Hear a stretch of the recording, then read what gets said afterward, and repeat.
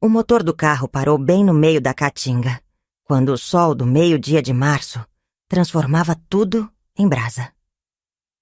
Meu filho Cícero desceu, fingiu mexer no capô por uns minutos e depois voltou com aquela cara que eu conhecia desde pequeno. A mesma de quando mentia sobre nota na escola. "Mãe, a senhora vai ter que descer aqui. Alguém vem buscar a senhora depois." No Brasil de 2010, celular ainda era coisa cara no interior. E ali não tinha sinal mesmo. Quando vi a poeira do carro dele sumindo na estrada de terra, entendi que meu próprio sangue tinha me jogado para morrer no sertão. Só que Cícero não sabia de uma coisa. Eu era Antônia Pereira dos Santos. E toda aquela terra seca até onde a vista alcançava tinha meu nome no cartório. Você já olhou nos olhos de quem te deu a vida e viu sua própria morte refletida ali? Eu vi. E posso te garantir uma coisa. Não existe dor maior que descobrir que seu próprio filho quer te enterrar viva para ficar com sua herança. Mas sabe o que é pior ainda? Descobrir que você criou um assassino e deu todas as ferramentas para ele te matar. Meu nome é Antônia Pereira dos Santos. Tenho 70 anos hoje, em 2025. Mas minha história de vingança começou quando eu tinha 55, lá em 2010. Foi o ano que meu mundo virou de cabeça para baixo, quando entendi que tinha criado uma cobra no peito e alimentado ela com meu próprio leite. Deixa eu te contar uma coisa. No sertão de Pernambuco, a gente aprende desde cedo que a terra não perdoa a fraqueza. O sol de março derrete até pedra. E quem não tem água morre em questão de horas. Meu filho Cícero sabia disso melhor que ninguém. Por isso ele me escolheu aquele dia, aquela hora, aquele lugar. Ele queria que eu sumisse devagar, que o desespero me corroesse por dentro antes da sede me levar. Só que tem uma coisa que ele não sabia. Toda aquela imensidão de caatinga onde ele me abandonou. Cada palmo daquela terra tinha meu nome nos documentos. Cada açude seco, cada cerca derrubada, cada trilha de gado. Tudo meu. E eu conhecia cada vaqueiro, cada caseiro, cada cabra que pastava por ali. Cícero acabara de jogar a rainha no próprio tabuleiro dela. Mas vamos com calma, porque essa história precisa ser contada direito. Precisa que você entenda como uma mãe vira predadora, como o amor se transforma em sede de vingança. Precisa que você sinta na pele o calor daquele meio-dia, quando descobri que meu menino tinha coração de pedra. Feche os olhos. Imagine o barulho do motor sumindo na distância. O silêncio da caatinga batendo na sua cara como um murro. O cheiro de terra seca misturado com medo. Foi assim que começou minha transformação de Antônia, a mãe bobinha, para Dona Antônia, a mulher que ninguém mais ia subestimar. Para entender minha vingança, você precisa conhecer a mulher que eu fingia ser. Durante 55 anos, construí uma persona perfeita. A viúva simples que dependia dos filhos para tudo. Antônia Pereira, a coitadinha que não sabia nem assinar o próprio nome direito, que pedia ajuda para ir ao banco, que deixava os meninos cuidarem de todos os papéis importantes. Morava numa casinha simples no centro de Petrolina, com meus 2 filhos já crescidos morando por perto. Cícero, o mais velho, tinha 35 anos e trabalhava como representante comercial. Sempre se achou o esperto da família, o que entendia de negócios. A mulher dele, Maria José, era dessas que vivem suspirando pelos cantos, sonhando com uma vida melhor que nunca chega. Minha rotina era simples. Missa de domingo na igreja do Sagrado Coração, fazer compras no mercadinho do Seu Joaquim, onde todo mundo me conhecia como Dona Antônia, aquela velhinha simpática. Nas tardes ficava na varanda conversando com as vizinhas sobre novela da Globo e fofocas da cidade. Uma vida comum, sem luxos nem sobressaltos. Cícero sempre foi atencioso, não vou negar. Me levava no médico quando precisava, ajudava com as contas, resolvia qualquer problema que aparecia. Deixa comigo, mãe. A senhora não precisa se preocupar com essas coisas. E eu deixava mesmo. Fingia que não entendia nada de documentos nem contratos. O que ninguém sabia é que eu tinha aprendido a ler e escrever sozinha, aos 20 anos, depois que meu marido morreu e descobri que dependência mata mais rápido que cobra. Estudei em casa com livros emprestados da biblioteca municipal, decorando cada letra como se fosse oração. Mas guardei esse segredo como se fosse ouro. A verdade é que eu era dona de terras que se espalhavam por 3 municípios. Herança do meu pai, compras estratégicas que fiz ao longo dos anos, sempre no meu nome. Sempre em documentos que eu mesma assinalei. Mas fingia que aquilo tudo era coisa do falecido, que eu não entendia nada daquelas complicações de cartório. Meus filhos achavam que eu sobrevivia da pensão do INSS e de umas economias que o pai tinha deixado. Não faziam ideia de que eu recebia arrendamento de dezenas de propriedades, que tinha conta em banco que eles nem sonhavam existir. Para eles, eu era só a mãe que precisava de proteção. Maria José sempre insinuava que eu era um peso para Cícero. Suspirava quando eu chegava na casa deles. Fazia aquela cara de quem está fazendo favor. Ai, Cícero, sua mãe de novo aqui. Você precisa arrumar uma casa de repouso para ela. Eu engolia a raiva e continuava fingindo ser a velhinha inútil que ela queria que eu fosse. A ironia é que a casa onde eles moravam era minha. O terreno, escriturado em meu nome desde 1987. Mas eles não sabiam disso. Achavam que era herança do pai de Cícero, que eu tinha perdido os documentos e eles tinham arrumado tudo no cartório. Na verdade, eu deixava eles viverem ali de favor, observando cada movimento, cada conversa, cada plano que tramavam pelas minhas costas. O dia que mudou tudo foi 15 de março de 2010. Lembro da data porque era aniversário de morte do meu marido. E eu sempre visitava o cemitério nesse dia. Cícero se ofereceu para me levar, como sempre fazia. Conversamos sobre coisas banais durante o trajeto. O calor que estava fazendo, a seca que vinha chegando, os planos dele de melhorar de vida. No cemitério, enquanto eu rezava no túmulo, ele ficou no carro falando no celular. Naquela época, celular ainda apitava quando recebia torpedo, e eu ouvi várias mensagens chegando. Quando voltei, ele estava tenso, suando mais que o normal. Vamos embora logo, mãe. Está muito quente aqui. Foi no caminho de volta que tudo desandou. Cícero disse que precisava passar no cartório para resolver umas coisas para mim. Fiquei esperando no carro enquanto ele entrava. O que não esperava era ouvir a conversa dele do lado de fora. As janelas do cartório estavam abertas por causa do calor, e as vozes chegavam claras até onde eu estava. Sua mãe tem ideia do que possui? A voz era do escrivão, seu Manuel, que eu conhecia há anos. Não, ela não entende nada disso. Depois que meu pai morreu, ficou meio... Você sabe como é, né? Velhice. A mentira saiu da boca do meu filho como se fosse verdade absoluta. Rapaz, mas são mais de 5.000 hectares espalhados por aí. Só em Petrolina são 1.200. E tem umas empresas interessadas em comprar terra aqui para colocar catavento, energia eólica. Estão pagando bem. Senti meu mundo virar de cabeça para baixo. 5.000 hectares?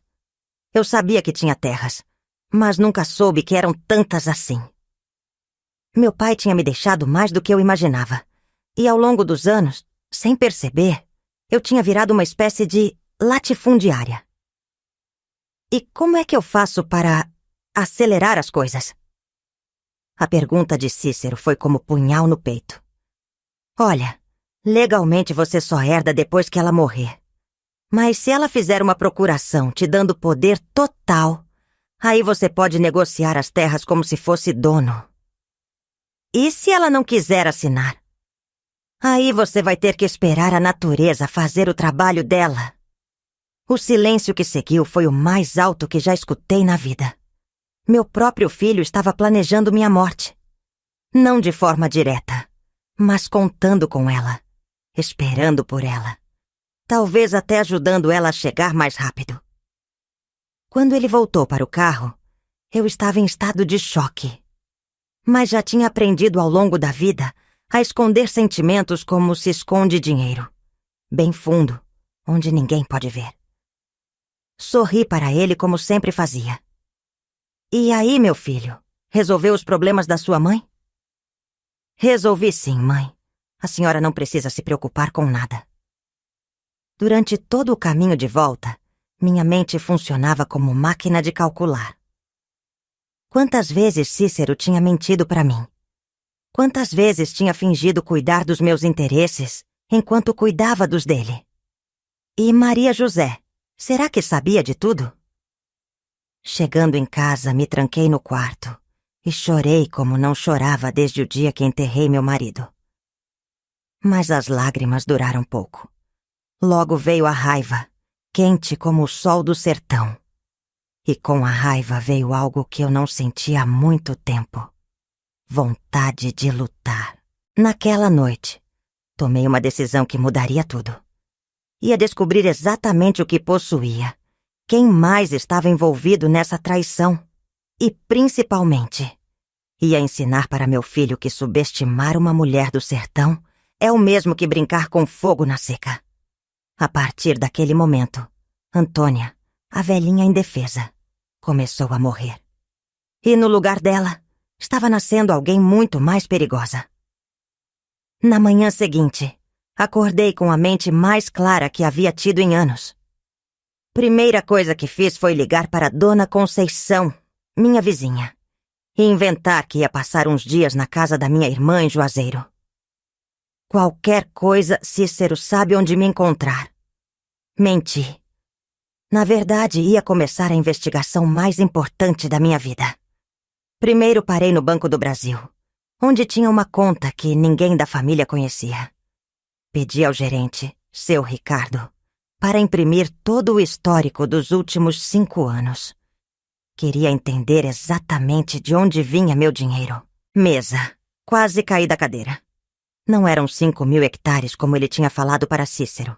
Eram mais de 7.000, espalhados entre Petrolina, Juazeiro, Sobradinho e até um pedaço em Paulo Afonso.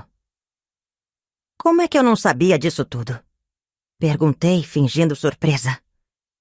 A senhora herdou do seu pai, do seu avô, comprou algumas partes ao longo dos anos. Mas como nunca mexeu com nada, foi acumulando. Olha aqui. Ele mostrou um mapa. Só essa faixa aqui na beira do São Francisco vale uma fortuna hoje em dia. E essas terras mais altas são perfeitas para energia eólica. Era exatamente o que eu queria ouvir. Sai do cartório com uma pasta cheia de documentos e uma nova compreensão do meu poder. Mas também com uma suspeita. Seu Manuel estava muito interessado nas minhas terras. Será que ele estava de conluio com Cícero? À tarde dediquei a uma atividade que não fazia há anos. Dirigir. Peguei meu Fusca velho, que estava parado na garagem desde 2008, e saí para percorrer minhas propriedades. Queria ver com meus próprios olhos o que era meu, quem estava cuidando de quê, e, principalmente, descobrir se tinha mais gente envolvida no plano contra mim. Primeira parada foi numa fazenda em Sobradinho que eu nem lembrava que possuía. Lá encontrei seu Raimundo, vaqueiro que conhecia meu pai desde menino. Quando me viu chegar, ficou surpreso. Dona Antônia, que milagre é esse? A senhora sumiu do mapa. Ando meio esquecida das coisas, seu Raimundo. Vim ver como estão os negócios. Está tudo em ordem, patroa. Mas... posso falar uma coisa? Seu menino Cícero passou aqui semana passada fazendo perguntas sobre as terras. Queria saber quantas cabeças de gado tinha, se os pastos estavam bons, essas coisas. Meu coração acelerou. E o que você falou? Falei que não podia dar informação para ninguém sem ordem da senhora. Ele não gostou, não. Saiu bufando que nem touro bravo. Ali estava já a confirmação que eu precisava. Cícero estava mapeando meu patrimônio, provavelmente preparando o terreno para quando eu morresse. Mas seu Raimundo tinha sido leal. Isso me deu uma ideia. Seu Raimundo, preciso da sua ajuda numa coisa, mas tem que ficar só entre nós. Pode falar, patroa. Sou homem de palavra. Contei para ele, sem entrar em detalhes, que suspeitava que alguém estava tentando me passar para trás com as terras. Pedi para ele conversar com os outros vaqueiros e caseiros, descobrir se mais gente tinha aparecido fazendo perguntas, se alguém tinha oferecido dinheiro por informações. A senhora quer que eu seja seus ouvidos pelo sertão afora, disse ele, entendendo na hora. Exatamente. E seus olhos também. Nos dias seguintes, as informações que seu Raimundo me trouxe foram como peças de um quebra-cabeça que começava a fazer sentido. Cícero não estava agindo sozinho, e o plano era muito maior do que eu tinha imaginado. Primeira descoberta. Maria José tinha ido ao banco onde Cícero trabalhava. Ele era representante de uma cooperativa de crédito, para tentar descobrir se eu tinha contas em outros lugares. Fingiu que estava preocupada com a sogra e queria ajudar a organizar a vida financeira dela. O gerente, por sorte, não deu informação nenhuma, mas Maria José não desistiu. Andou perguntando para as vizinhas se eu recebia correspondência de bancos, se alguém tinha visto movimento estranho na minha casa. Segunda descoberta. O escrivão seu. Manuel estava mesmo de conluio. Tinha oferecido para Cícero uma parceria na venda das terras. Ele facilitaria toda a documentação depois da minha morte, em troca de uma comissão de 10% sobre o valor das vendas. Com 7.000 hectares valendo uma fortuna, isso daria milhões para ele. Terceira descoberta. E essa foi a que mais me doeu. Meu filho mais novo, Antônio, sabia de tudo. Não estava participando ativamente, mas sabia e não tinha me avisado. Quando seu Raimundo perguntou discretamente para um primo dele, que trabalhava na oficina onde Antônio levava o carro, descobriu que os dois irmãos tinham conversado sobre dividir a herança da mãe e acelerar as coisas porque ela estava ficando meio caduca. Mas a revelação que quase me matou do coração foi outra. Descobri que Cícero andava contando para todo mundo que eu estava com princípio de Alzheimer e que em breve ele teria que tomar conta de tudo. Inventou que eu tinha esquecido o fogo ligado, que tinha se perdido na rua, que não lembrava mais o nome dos netos. Tudo mentira. Mas ele estava plantando a semente para justificar minha incapacidade quando chegasse a hora de tomar minhas terras. O pior era ver como as pessoas tinham comprado a história. Dona Conceição, minha vizinha, chegou até a sugerir que eu procurasse ajuda médica. Antônia, você anda meio esquecida mesmo. Ontem você me perguntou 2 vezes que horas eram. Mentira deslavada. Eu nunca tinha feito isso. Mas Cícero tinha pedido para ela ficar de olho em mim e ela estava inventando sintomas que não existiam. Foi aí que entendi a genialidade perversa do plano. Eles não iam me matar de forma direta. Iam me declarar louca, incapaz, me internar numa casa de repouso ou me isolar de tal forma que eu não conseguiria reagir quando eles tomassem tudo de mim. Era um assassinato lento, legal, social. Mas tinha uma coisa que eles não contavam. Eu estava lúcida como sempre, e agora sabia exatamente contra o que estava lutando. Mais que isso, eu tinha recursos que eles nem sonhavam, uma rede de aliados que eles desconheciam, e, principalmente, conhecimento íntimo do terreno onde a batalha ia ser travada. Durante 2 semanas continuei fingindo ser a Antônia bobinha de sempre. Ia na casa de Cícero para almoçar no domingo. Conversava com Maria José sobre receitas e novelas. Perguntava sobre os netos como se fosse uma avó comum. Mas cada visita era uma missão de espionagem. Descobri que eles já tinham escolhido a casa de repouso, onde me internariam. Um lugar em Recife, longe de todos os meus conhecidos, onde eu ficaria isolada até morrer, naturalmente. Descobri que já tinham conversado com um advogado sobre tutela por incapacidade. Descobri que Maria José já tinha até escolhido que móveis da minha casa ela queria ficar. Mas a descoberta mais importante foi acidental. Mexendo na gaveta da cômoda do quarto de visitas, onde eu sempre deixava minha bolsa quando ia almoçar lá, encontrei um papel com letra de Maria José. Uma lista de todas as minhas supostas propriedades, com valores estimados ao lado. No final estava escrito: total estimado 15 milhões. 15 milhões. Era muito mais do que até eu imaginava que tinha. E eles sabiam disso antes de mim. Naquela noite, sozinha na minha casa, olhei no espelho e vi uma mulher diferente me encarando de volta. Durante 55 anos, eu tinha sido Antônia, a que obedecia, a que se adaptava, a que aceitava. Mas aquela Antônia tinha morrido no momento em que ouvi meu filho planejando minha morte no cartório. A mulher no espelho tinha olhos duros, boca firme e uma expressão que eu não reconhecia. Era sede de vingança. Pela primeira vez na vida, eu não queria perdoar. Não queria compreender. Não queria ser a mãe boazinha que perdoa tudo pelos filhos. Queria justiça. E se a justiça não viesse por bem, eu ia fazer ela vir por mal. Comecei a planejar metodicamente. Primeira coisa, parar de fingir fraqueza e começar a mostrar força, mas de forma calculada.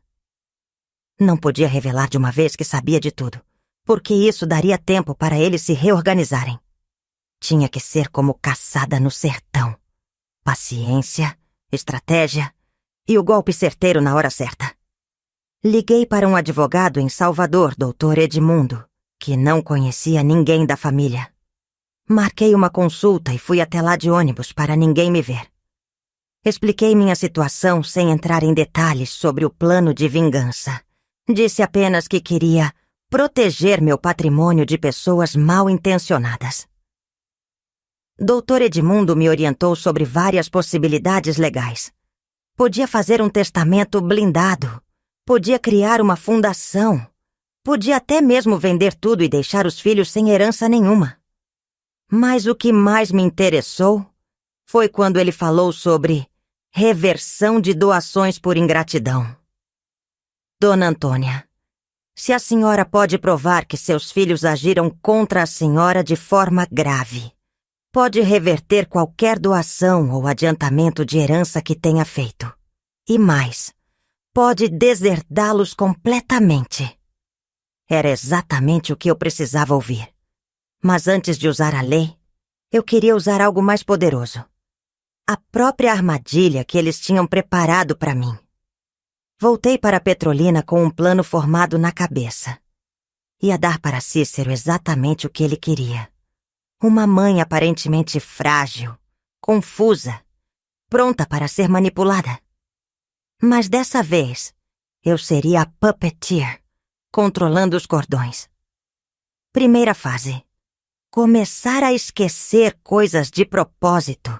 Fazer Cícero acreditar que o plano dele estava funcionando, que eu realmente estava ficando caduca.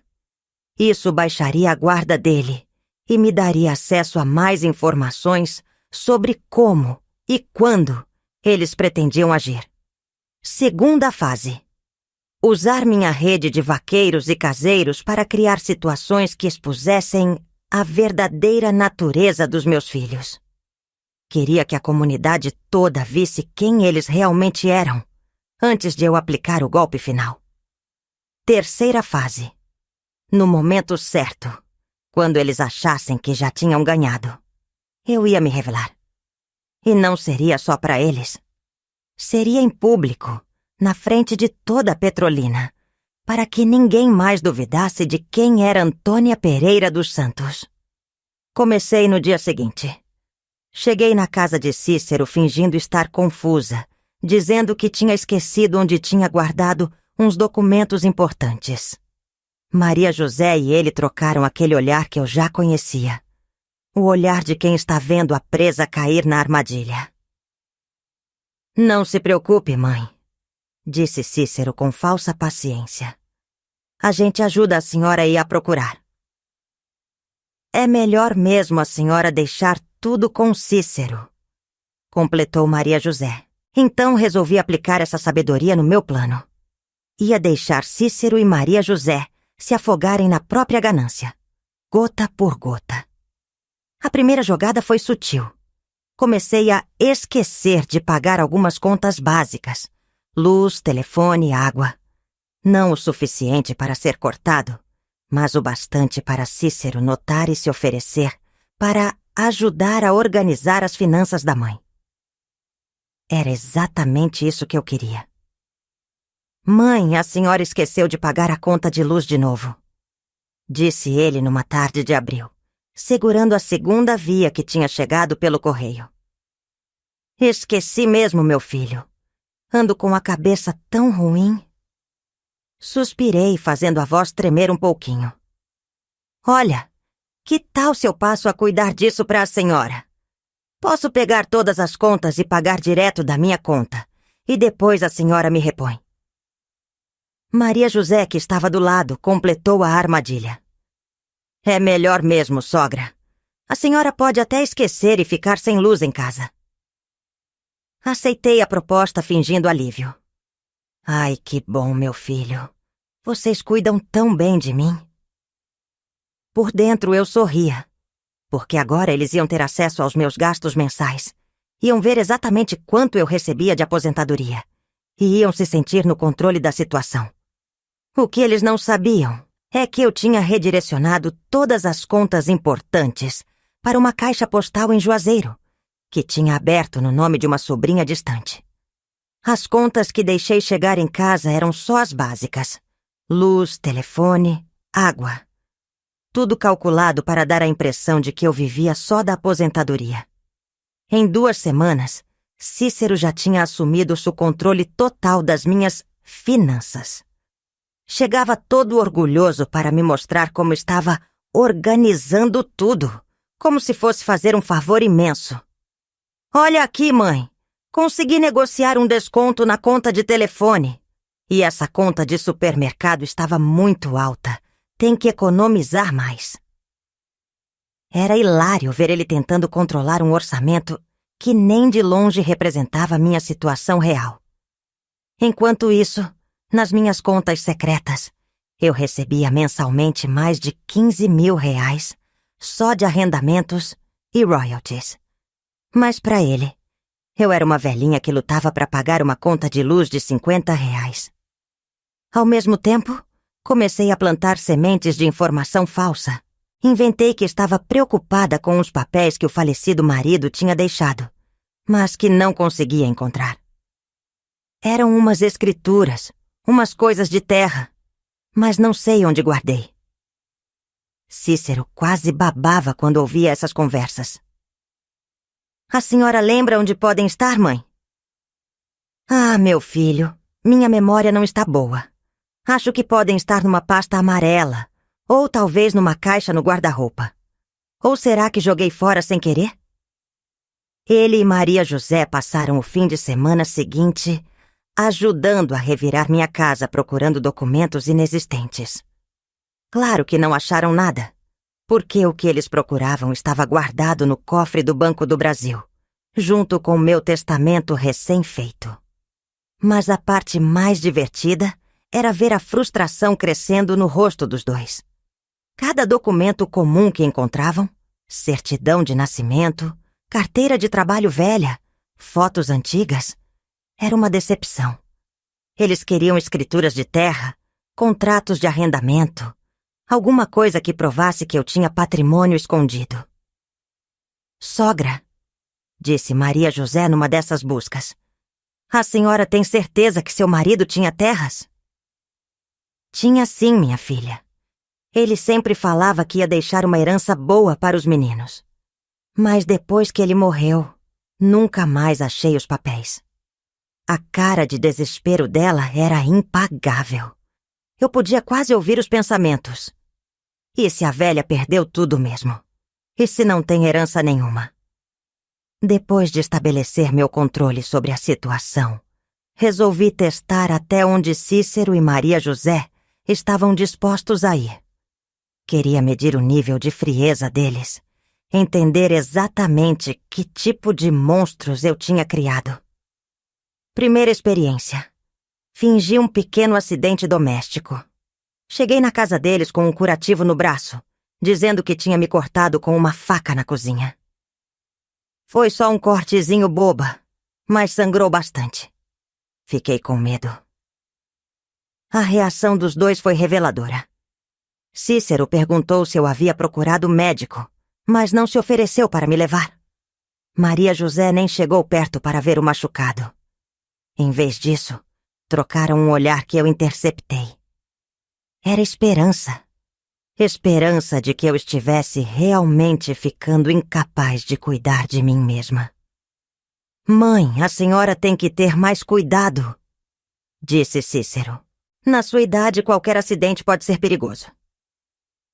É verdade, sogra, completou Maria José.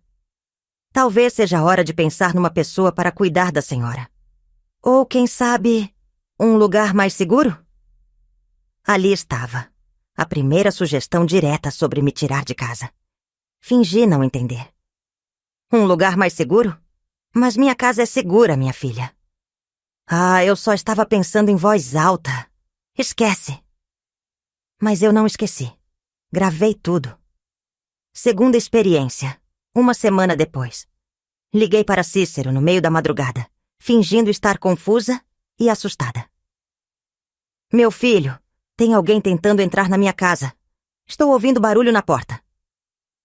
Ele demorou quase 1 hora para chegar. 1 hora inteira. Quando chegou, estava visivelmente irritado, como se eu o tivesse incomodado. Mãe, não tem ninguém aqui. A senhora deve ter sonhado. Mas eu ouvi mesmo, meu filho. Olha, mãe, a senhora não pode ficar me ligando de madrugada por causa de qualquer barulho. Eu tenho que trabalhar amanhã. Maria José, que tinha vindo junto, foi ainda mais direta. Sogra, isso não é normal. Pessoa da sua idade ficar vendo coisa que não existe. Talvez seja a hora de procurar ajuda médica. A frieza dos dois me chocou.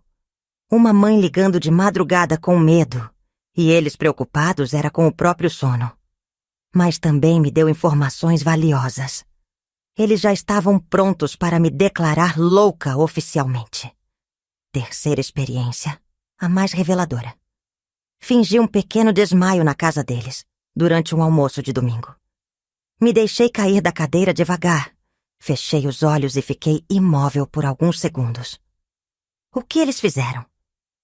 Cícero pegou o celular e ligou. Não para o SAMU, não para o hospital. Ligou para alguém e sussurrou. Acho que chegou a hora. Ela desmaiou aqui em casa. Fiquei gelada. Que hora? Hora de quê? Só podia ser a hora de me internar à força. Maria José foi checar se eu estava respirando, mas de uma forma mecânica, sem carinho nenhum. Era como se estivesse verificando o estado de um objeto, não de uma pessoa. Depois de uns 2 minutos, fingi que estava voltando a mim. O que aconteceu? Por que estou no chão? A senhora desmaiou, mãe. Vamos ter que te levar no médico. Não precisa não, meu filho. Já estou me sentindo melhor. Mas durante o resto do dia, percebi que eles estavam diferentes. Mais atentos, mais urgentes. Tinham telefones sussurrados que paravam quando eu chegava perto. Era como se meu desmaio tivesse acelerado algum cronograma que eles tinham na cabeça. Naquela noite, liguei para seu Raimundo e pedi para ele ficar de olho redobrado. Alguma coisa vai acontecer logo, avisei. Fique pronto para me ajudar. As coisas começaram a acelerar em maio. Cícero marcou uma consulta médica para mim, dizendo que era só para verificar se estava tudo bem, depois do desmaio. Mas quando chegamos no consultório, descobri que era com um geriatra especializado em demência. Dr. Severino era um homem de uns 60 anos, barba grisalha, óculos grossos. Começou a consulta fazendo perguntas básicas. Meu nome, idade, onde morava. Respondi tudo certinho, mas percebi que Cícero estava tenso. Ele queria que eu errasse. Dona Antônia, disse o médico, seu filho me contou que a senhora anda esquecendo algumas coisas. Algumas coisinhas bobas, doutor. Coisa da idade. Como o quê, por exemplo? Antes que eu pudesse responder, Cícero interrompeu. Ela esqueceu o fogo ligado semana passada, doutor. E ontem perguntou 3 vezes que horas eram. Mentira descarada. Mas eu não contestei. Queria ver até onde ele ia. O médico fez alguns testes de memória simples. Pedi para repetir uma sequência de números, para lembrar de 3 palavras, para desenhar um relógio. Passei em tudo facilmente, o que claramente frustrou Cícero. No final, o Dr. Severino disse: Dona Antônia está muito bem para achar a idade. Não vejo sinais de demência ou perda cognitiva significativa. A cara de Cícero era um poema. Saímos do consultório e ele estava visivelmente irritado. Doutor, mas e os esquecimentos que eu falei? Podem ser estresse, depressão leve ou simplesmente o processo normal de envelhecimento. Nada preocupante no momento. Durante todo o caminho de volta, Cícero ficou em silêncio. Eu sabia que ele estava reformulando a estratégia. Se não conseguia me declarar louca, ia ter que partir para métodos mais diretos. Foi aí que as coisas ficaram realmente perigosas. Uma semana depois da consulta, Cícero apareceu na minha casa com Maria José e um homem que eu não conhecia. Apresentou como Dr. Valdeci, um advogado que vai ajudar a senhora a organizar os documentos. Dr. Valdeci era um sujeito magro, olhos pequenos, sorriso falso. Começou a falar sobre a importância de fazer um planejamento sucessório e de deixar tudo organizado para os filhos.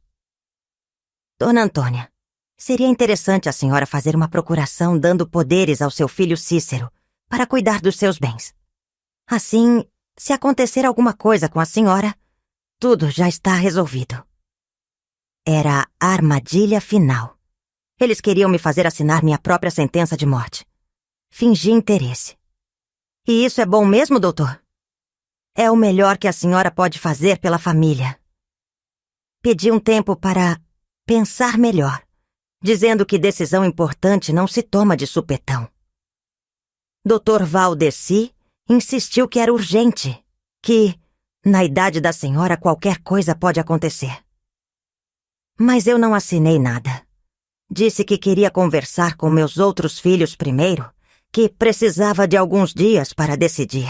Conversas, documentos que provavam minha lucidez, registros bancários que mostravam meu patrimônio real, depoimentos de seu Raimundo e outros caseiros confirmando que Cícero andava investigando minhas terras. Segundo, preparei minha rede de apoio. Seu Raimundo mobilizou todos os vaqueiros e caseiros das propriedades. Dr. Edmundo veio de Salvador e se hospedou discretamente numa pousada em Juazeiro. Até o delegado da cidade, Dr. Marcos, que conhecia minha família há anos, foi informado sobre a situação. Mas o elemento mais importante do meu plano era o timing. Tinha que escolher o momento certo, quando eles se sentissem mais seguros, mais próximos da vitória. E esse momento chegou numa quinta-feira de junho, quando Cícero apareceu na minha casa com o Dr. Valdeci e mais 2 homens que eu não conhecia. Mãe, trouxe o doutor de novo. E esses são uns empresários interessados em comprar umas terras que talvez a senhora tenha. Queriam conversar com a senhora. Os empresários eram 2 homens de terno, um deles carregando uma maleta de documentos. Se apresentaram como representantes de uma empresa de energia eólica que estava mapeando a região para instalar parques de catavento. Dona Antônia, disse um deles, soubemos que a senhora pode ser proprietária de terras na região. Gostaríamos de fazer uma proposta. Era surreal. Eles estavam na minha casa tentando comprar minhas próprias terras de mim, através do meu filho que ainda nem era meu herdeiro legal. A audácia era impressionante. Cícero tentou conduzir a conversa. Minha mãe não entende muito dessas coisas. Ela me deu procuração para cuidar dos negócios dela. Mentira descarada. Eu nunca tinha assinado procuração nenhuma. Dr. Valdeci abriu a pasta e mostrou um documento. É isso aqui, Dona Antônia. A senhora só precisa assinar confirmando que autoriza seu filho a negociar em seu nome. Ali estava. O momento que eu estava esperando. Eles não queriam mais esperar minha morte natural. Queriam me forçar a assinar, ali mesmo, na minha própria casa, na frente de testemunhas que depois diriam que eu tinha concordado de livre vontade. Peguei o documento e fingi lê-lo com dificuldade. Está tudo muito confuso aqui, doutor. Pode me explicar melhor? Enquanto o Dr. Valdeci falava, eu acionei discretamente o gravador na bolsa. Cada palavra estava sendo registrada. E mais importante, meu celular estava programado para ligar automaticamente para Dr. Edmundo às 3 horas da tarde. Eram 2h50.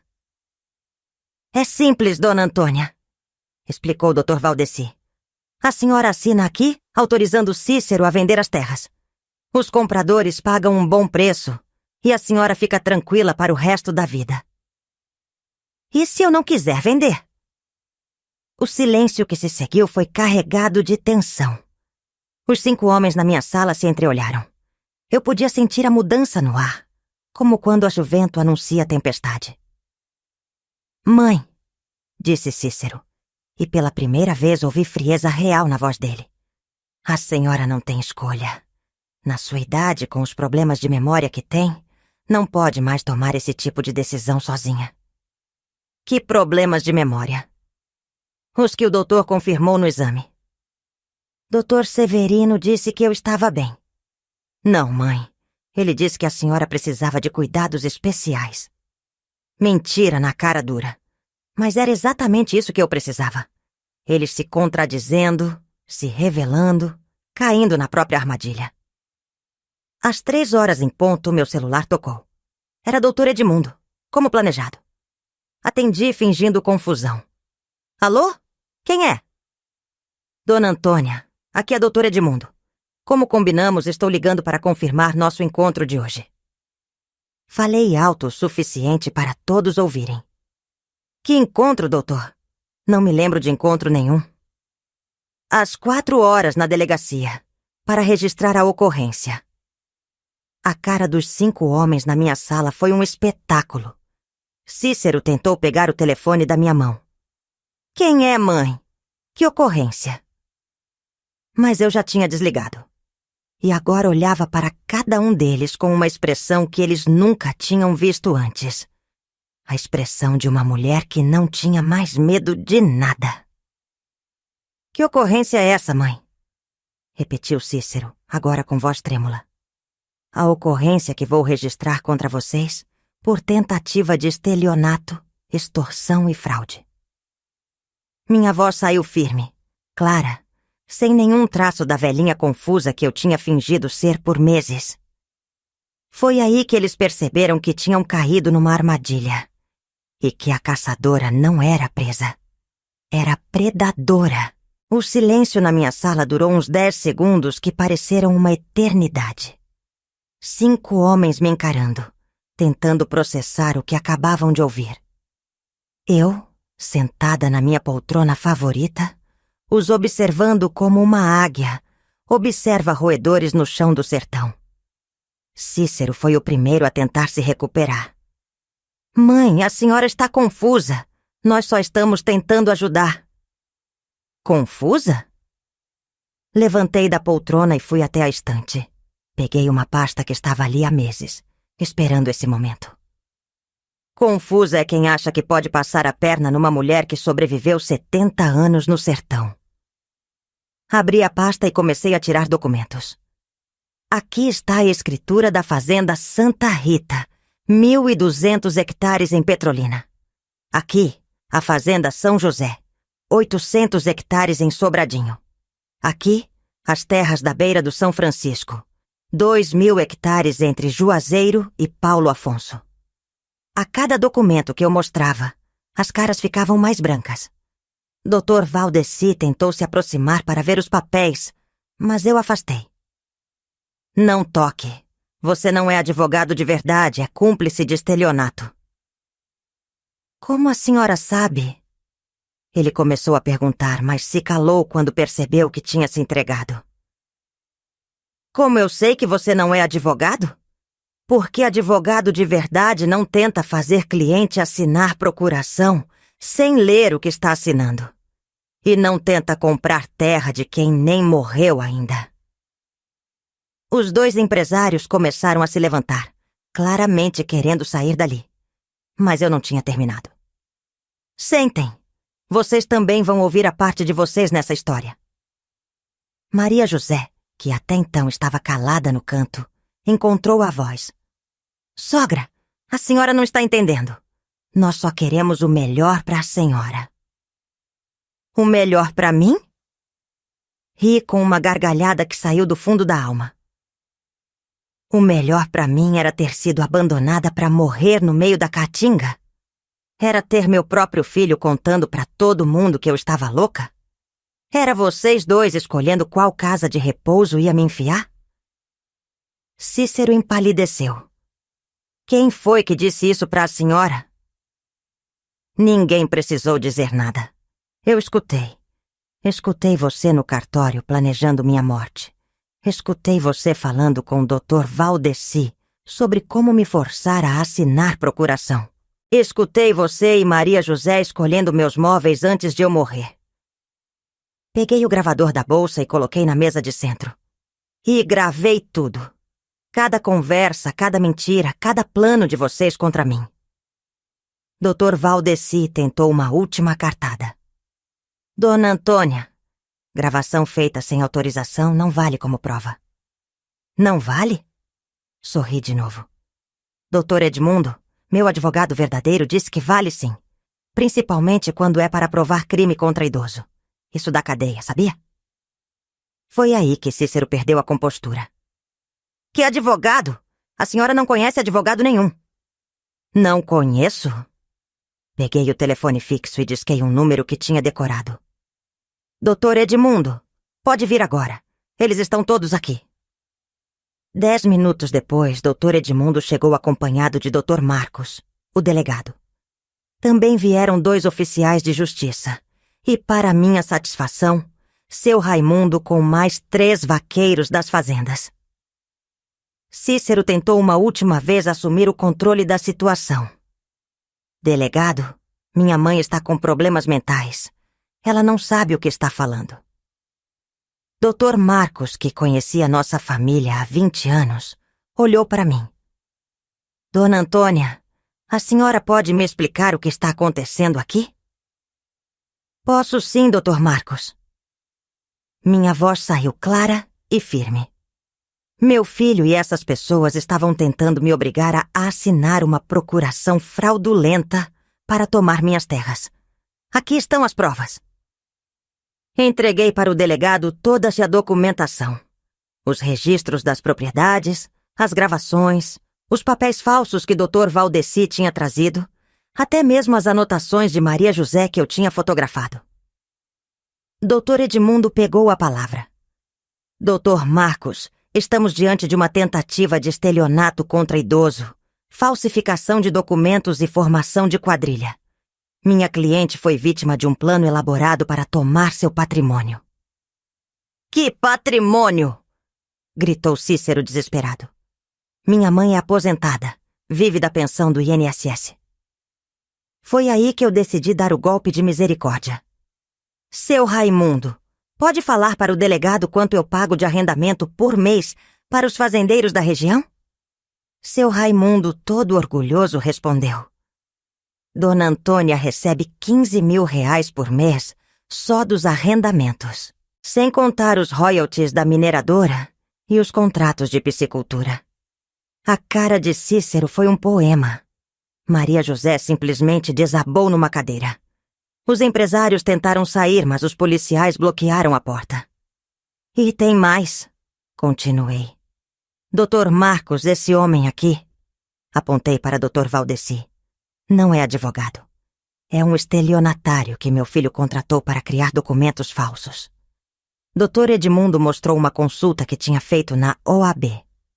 Não existe nenhum advogado com esse nome e CPF registrado em Pernambuco. Dr. Valdeci tentou correr, mas foi detido pelos policiais. Os dois empresários tentaram se explicar dizendo que não sabiam de nada, que Cícero tinha procurado eles oferecendo terras para vender. E vocês acreditaram que um representante comercial tinha 7 mil hectares de terra? Perguntou o delegado. Ele disse que era herança da mãe, que ela tinha autorizado... Sem nem ver a documentação? Sem verificar se eu estava viva? Minha voz saiu carregada de ironia. Mira o que fez. Dr. Marcos deu voz de prisão para Cícero, Dr. Valdeci e os dois empresários. Maria José, como não tinha participação direta nos documentos falsos, foi liberada, mas intimada a se depor. Mas minha vingança estava só começando. Quando os presos foram levados, pedi para Dr. Marcos ficar mais um pouco.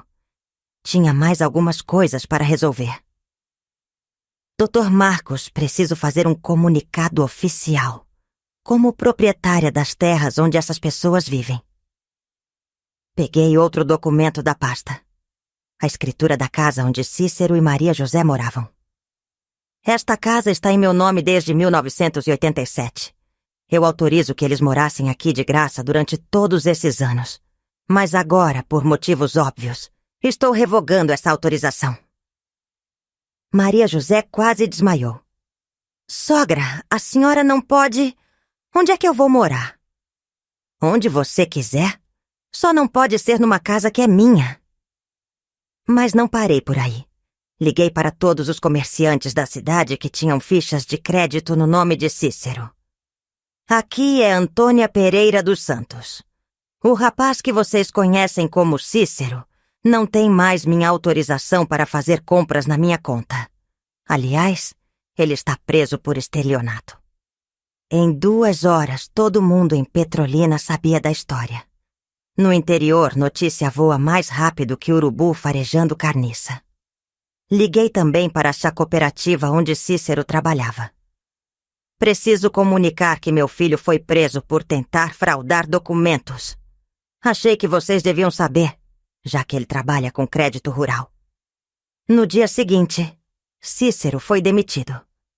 Mas a vingança mais doce veio quando os verdadeiros empresários de energia eólica apareceram. Não os estelionatários que Cícero tinha arrumado, mas uma empresa séria, com proposta de verdade. Dona Antônia, soubemos que a senhora é proprietária de terras ideais para nosso projeto. Gostaríamos de fazer uma proposta de arrendamento de longo prazo. A proposta era de 2 milhões de reais por ano, durante 20 anos. 40 milhões no total, só para deixar eles colocarem cataventos nas minhas terras. Assinei o contrato na frente de todo mundo, no cartório, com seu Manoel como testemunha. O mesmo seu Manoel que tinha tramado com Cícero para me passar para trás. Seu Manoel, disse eu na hora de assinar. Lembra quando você conversou com meu filho sobre acelerar minha herança? Ele ficou vermelho. Dona Antônia, Relaxe, não vou te processar. Mas quero que saiba que toda vez que você olhar para esses cataventos girando na minha terra, vai lembrar que tentou me roubar e não conseguiu. Depois da assinatura, fui visitar Cícero na cadeia. Ele estava magro, cabisbaixo, irreconhecível. Quando me viu, começou a chorar. Mãe, me perdoa. Eu não sabia o que estava fazendo. Sabia sim, Cícero. Sabia exatamente. Você contou os dias para minha morte. Planejou me abandonar no deserto. Tentou me roubar. Você sabia de tudo. Eu posso mudar, mãe. Posso ser diferente. Olhei para ele através das grades e senti uma mistura de pena e desgosto. Pode ser, mas não vai ser comigo. Vou te ajudar com o advogado, vou garantir que você tenha um julgamento justo. Mas depois disso, você não é mais meu filho. Mãe, não fala isso. Já falei. O Cícero que eu criei morreu no dia que planejou me matar. Quem está aí é um estranho que não conheço. Saí da cadeia sem olhar para trás. Tinha mais uma coisa para fazer. Fui ao cartório e mudei meu testamento. Em vez de deixar tudo para os filhos, criei uma fundação com meu nome para ajudar viúvas carentes do sertão. Toda a renda das terras, 40 milhões da energia eólica, tudo iria para mulheres que nem eu, que perderam os maridos cedo e tiveram que se virar sozinhas. Se meus filhos queriam herança, iam ter que trabalhar para conseguir. Como eu fiz a vida inteira. A ironia final da minha vingança foi deliciosa. Cícero, que queria acelerar minha morte para herdar mais rápido, garantiu que nunca herdaria nada. E as terras que ele tentou roubar se tornaram fonte de renda para centenas de mulheres que realmente precisavam. No sertão, a gente tem um ditado: quem planta vento, colhe tempestade. Meu filho plantou ganância e traição. Colheu exatamente o que merecia.